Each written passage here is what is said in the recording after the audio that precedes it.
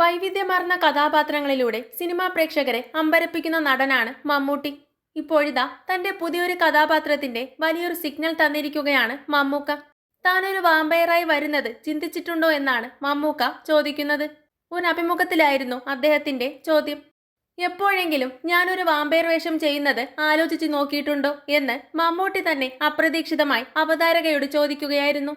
ഈ ചോദ്യം കേട്ട് അങ്ങനെയൊന്ന് സംഭവിക്കുമോ എന്ന് ആകാംക്ഷയോടെ അവതാരക ചോദിച്ചപ്പോൾ സസ്പെൻസ് എന്നായിരുന്നു മമ്മൂട്ടിയുടെ മറുപടി.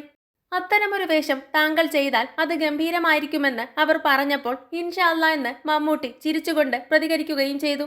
പിന്നാലെ കമന്റുകളുമായി ആരാധകരും രംഗത്തെത്തി.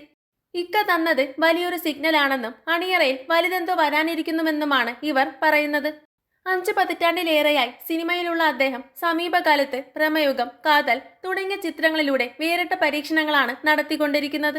അതുകൊണ്ട് തന്നെ അദ്ദേഹത്തിന്റെ ഈ വാമ്പയർ പരാമർശം വെറുമൊരു തമാശയല്ലെന്നും അണിയറയിൽ എന്തോ വലുതൊരുങ്ങുന്നുണ്ടെന്നുമാണ് ആരാധകരുടെ വിലയിരുത്തൽ.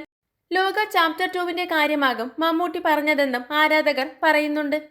അതേസമയം മമ്മൂട്ടി, മോഹൻലാൽ എന്നിവരെ കേന്ദ്ര കഥാപാത്രങ്ങളാക്കി മഹേഷ് നാരായണൻ ഒരുക്കുന്ന മൾട്ടി സ്റ്റാർ സിനിമ പാട്രിയറ്റ് ആണ് അദ്ദേഹത്തിന്റേതായി റിലീസിന് തയ്യാറെടുക്കുന്ന ചിത്രം. കൂടുതൽ സിനിമാ വിശേഷങ്ങൾക്കായി ചാനൽ മറക്കാതെ സബ്സ്ക്രൈബ് ചെയ്യുക.